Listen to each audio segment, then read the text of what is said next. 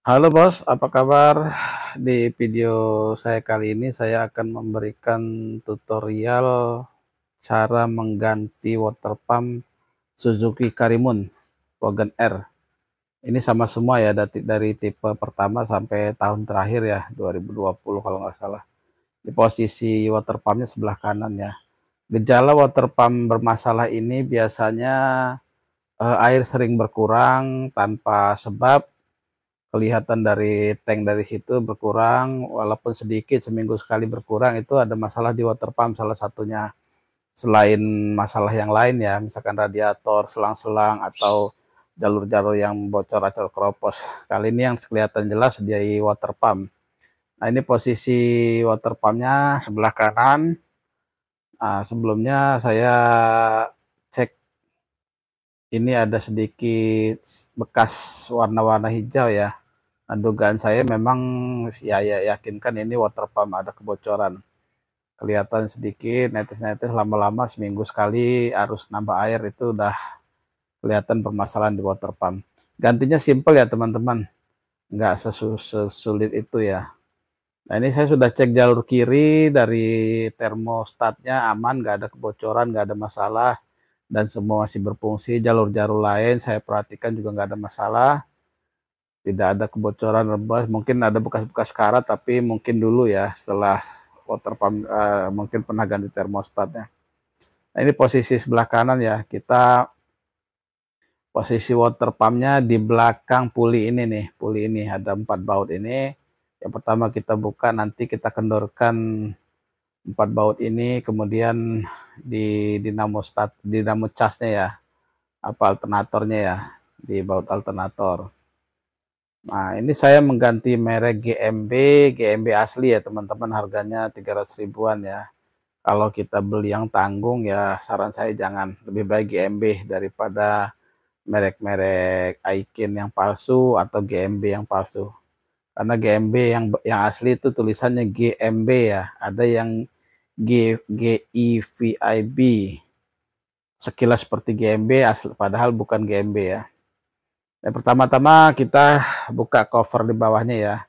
Yang tadi ini sudah saya skip, ada beberapa baut covernya tadi, bukan baut ya, apa klip kancingan. Nah, ini klip kancingan sudah saya buka, ada beberapa 3, 4, dan 5 di bagian situ. Nah, kita buka klipnya itu, klip kancingan, lalu kita kendorkan baut dinamo alternator ya teman-teman ya. Nah, videonya saya skip-skip, saya singkat ya supaya mempermudah. Nah, ini tadi saya sudah buka pulinya dengan 4 baut 10, kemudian saya kendorkan baut alternatornya. Di tadi ada 2 biji baut alternator saya kendorkan, ada yang saya buka juga. Nah, yang utamanya di sini ya, ada sekitar 6 baut 12 ya, Mbak, di water pumpnya. Water pumpnya udah kelihatan berumur. Nah, saya perhatikan lagi. Nah, ini udah saya buka semua 6 baut di water pump ya teman-teman ya. Jadi karena sudah lama tidak buka, kita agak ketuk sedikit gunakan kayu gagang palu ya. Nah, udah kendor, kita bisa cabut. Nah, kelihatan biasanya ini terjadi kebocoran di seal water pumpnya ya teman-teman ya. Nah, ini water pump aslinya. Di sini ada 6 baut ya, 2 baut, 4 mur kalau nggak salah, atau 2 mur 4 baut ya. Ini masih bawaannya karena mobil ini sudah lama, mungkin nggak pernah ganti water pump dari barunya. Nah, ini saya gunakan GMB yang asli. Harganya nggak seberapa, tapi kualitasnya terjamin ya dia, karena GMB kan Jepang juga. Daripada Aisin yang kita kurang tahu, kurang asli seperti apa, harganya mahal. GMB murah tapi berkualitas ya. Nih posisinya sama, bentuknya sama. PNP ya teman-teman, mudah pemasangannya, tinggal kita kasih sealer sedikit, tipis-tipis saja teman-teman, takutnya dia terlalu banyak masuk ke dalam mesin, jadi sirkulasinya terganggu, nanti nyangkutnya ujung-ujungnya di radiator juga nih. Kita kasih sealer tipis-tipis, kemudian setelah sealer kita taruh packingnya ya, supaya rapat di bagian mesinnya, tidak ada keregangan lagi. Nah, yang terjadi jika water pump bermasalah biasanya di bearing tengahnya ya.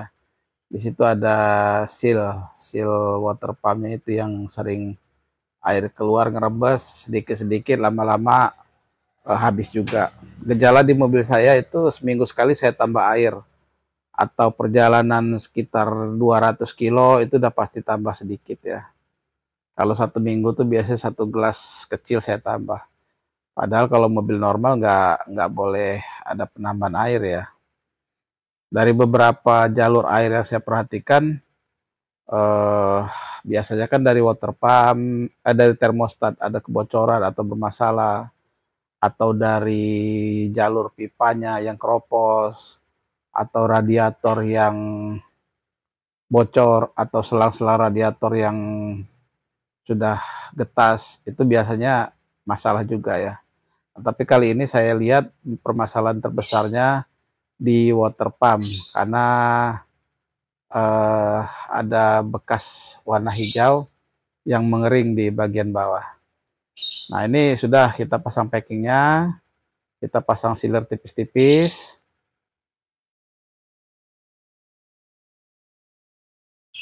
Mudah sekali ya teman-teman ya, kalau ke bengkel ini udah pasti mahal, ini bisa jasanya bisa 300.000, ditambah spare partnya yang dia harga mahal ya.